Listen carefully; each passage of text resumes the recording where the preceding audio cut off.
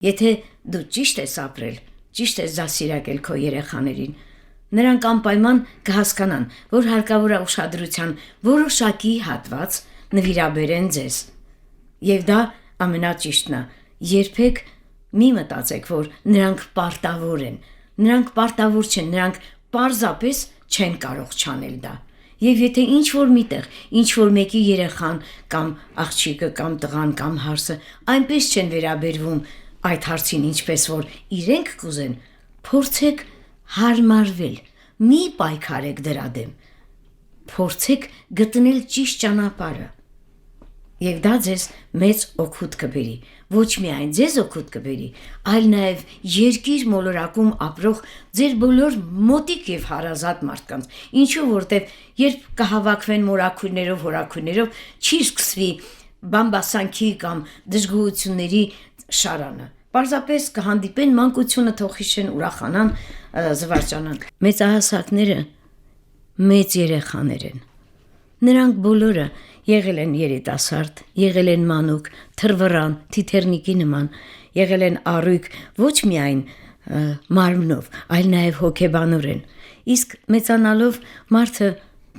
տարբեր տեսակի խնդիրների լուծման ճանապարհին,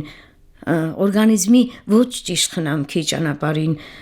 այնքան թերություններ ա ձեռք բերում, իսկ հետագայում երբ նա արդեն 60-ն անց է, թվում է թե նրա կյանքը վերջացել է, բայց մի կասկածեք, դա նոր սկսվող կյանք է։ Դա երանելի մի շրջան է, երբ դու պատասխանատու չես երեխայի դպրոցի դվանշանների համար, բայց դու պատասխանատու ես, որ երիտասարդների կյանքը չնեղացնես, չխեղճացնես, քո ցավերով, քո վշտերով, քո հոգսերով։ Դու ինքդ չանես։ Ես 83 տարեկան եմ։ Դուք տարիքի մասին հարցը կանխեցիք, կանդրադառնանք դրան։ Տիկին Այդա, ես գիտեմ, որ դուք աշխատում եք ավագների հետ, ձեր նախաձեռնությամբ պարապում եք, երբ սկսվեց, այսպես ասենք, սպոնտան ծրագիր, ինքնաբուխ ծրագիր, ինչու որոշեցիք, որ ավագ սերնդի հետ 70-ի ավելի տարեկան մարդկանց հետ ֆիզիկական ակտիվության վարժանքներ անեք եւ որտեղ են այդ դասերը։ Հաճի լույսի ձեզ ուղղել, բայց ես աշխատում եմ 7 ամսական երեխաների, ինչպես նաև 7 տարեկան երեխաների ով պոլիկլինիկայի մեր առողջական կենտրոնը Տիգրան Մեծ է կոչվում, դա իրոք բավականին լիարժեք, բավականին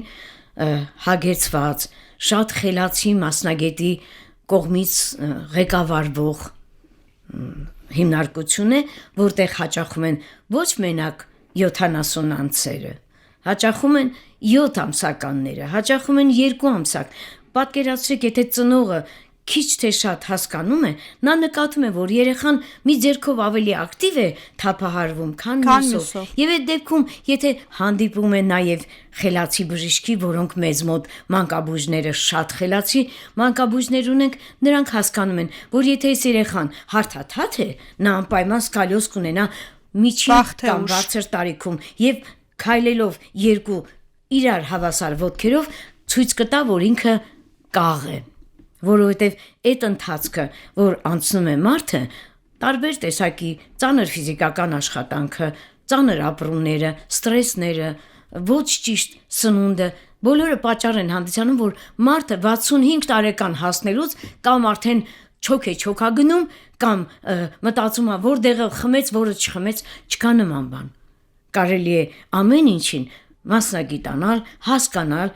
մարդիկ չգիտեն, բժիշկներ կան նույնիսկ որոշ տեղերում, որ չգիտեն, որ դեղը դա փրկություն չի։ Աղջիկներ կան, որ չգիտեն, որ միայն իրանց ձեռքերով կարող են իրանց գեղեցկությունը ել ավելի արտահայտիչ դարձնել։ Չեմ ուզում վատ բան ասած լինել մեր որոշ բժշկական բաների մասին, որտեղ այն ինչ արվում է, միայն արվում է մարդկանց լավ լինելու համար։ Եթե բժիշկը ինքը կոչված է Հիպոկրատի թիկնոցով երդվելուց հետո միայն դրական բան անելու մարդկանց համար, որոնք իրենց դիմում են, բարդ է նրանց աշխատանքը շատ ծանր։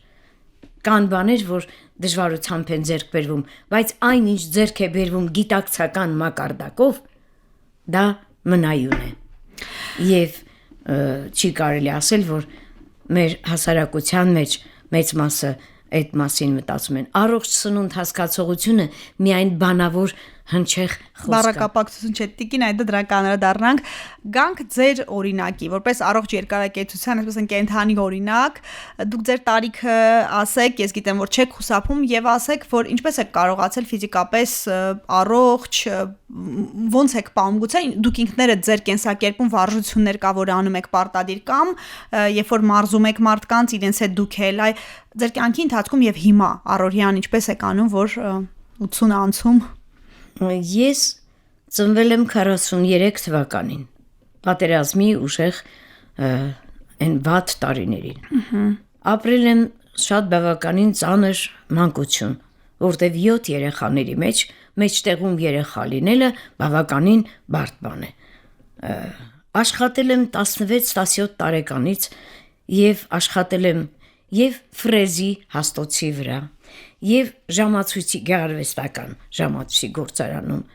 աշխատել եմ ոչ միայն այստեղ, այլ նաեւ գաղտնի ընդունվել եմ ինստիտուտներ, որովհետեւ տանը աշխատող չունեինք, մեծ քույրերը ամուսնացել էին եւ ես աշխատանքի խիստ պատկերացում ունեի, որ պիտի ես երեխաները կերակրվեն, մեծահասակ մայրը եւ հայրը ուրիշ մայրը թոշակ չէր ստանում, ընդհանրապես հայրն էլ շատ քիչ, բայց ապրել պետք էր։ Ինձանից փոքր երեխաներ կային, եւ ես այդ դառը դժվար մանկությունից ձեռք եմ բերել իմունիտետ, որ քանի դեռ կենթանի ես, քանի դեռ շարժվում ես, դու պիտանի ես մարդկանց, երբ պիտանի չես լինի, արդեն քո ապրելը իմաստ չունենա։ Հանուն հազար ներողություն եթերում եմ ասում, հանուն զուգարանի ապրել չի նշանակում, որ դուք ապրում եք։ Փորձեք օգտակար լինել, եթե ոչ ուրիշներին, գոնե ինքներդ ձեզ։ Սովորեք վարժություններ։ Փառք Աստծո, հիմա այնքան ինֆորմացիայի աղբյուրները շատ են եւ այնքան խելացի բժիշկներ կան, որոնց եթե դիմեք անպայման նրանք ձեզ կգործուղեն մեթոդիստների մոտ, կուղարկեն այնպիսի տեղեր, որտեղ Փառք Աստծո պետությունը տիրապետում է այդ հնարավորություններին, որ մարդիկ ունենան զբոսայգու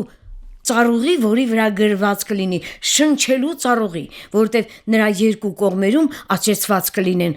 ղեկավարության կողմից հրահանգված ծառեր, որոնք թթվածին կարտադրեն մեր Հայաստանի ամենագերագույն տեղ կոչվող Երևան հատվածում, որը բավականին հարթավայրը ցածր է եւ մենք շատ հաճախ ունենում ենք շատ բարձր կեղտոտվածության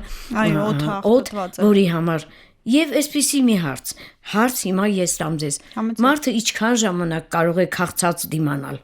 չասեք օրեր կամ, ինչքան ժամանակ ծարավ կդիմանա, էլի չասեք, որտեղ բոլորն էլ գիտեն, որոշակի օրերի քանակով կարող են քաղցած եւ ծարավ մնալ, բայց մեկ վայրկյան անգամ, երբ մարդու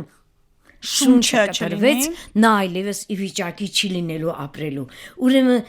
Բերեք այսպես եզրահանգում կատարենք, առաջնահերթ շնչենք, շնչառական վարժություններն եք սովորենք ճիշտ խոսել, որովհետև մարդիկ կան, որ իդեալական մարդիկ են, գրագետ, ակտուալ ուղեղով զարգացած ամեն ինչ, բայց այդ հասարակ շնչառությունը չգիտեն անել եւ խոսելու ընթացքում եւ չորանմակոկորտները եւ վատ են զգում, քրտնում են եւ այլը, ինչու, որովհետեւ նրանք ճիշտ չեն խոսելու ընթացքում շնչում